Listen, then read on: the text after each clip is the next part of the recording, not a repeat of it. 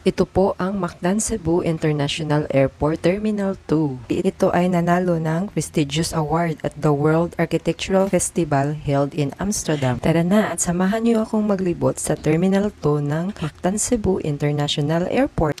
Mactan Cebu International Airport Terminal 2 ay may floor area na 65,000 square meters. At kapag isinama ang Terminal 1, ito po ay may kabuuhang 5 hectares land area at ito po ang second largest airport in our country, Philippines. Ito po ay may 3 palapag including the control area. Ito naman ang lower deck, nag-accommodate ng international arrival flights. At ito naman ang upper deck na nag-accommodate ng international departure flights. Mactan Cebu International Airport Terminal 2 is built to become the world's friendliest resort airport. Ito ay dinisenyo ng Hong Kong-based design firm, collaborated with local architect, designed to accommodate for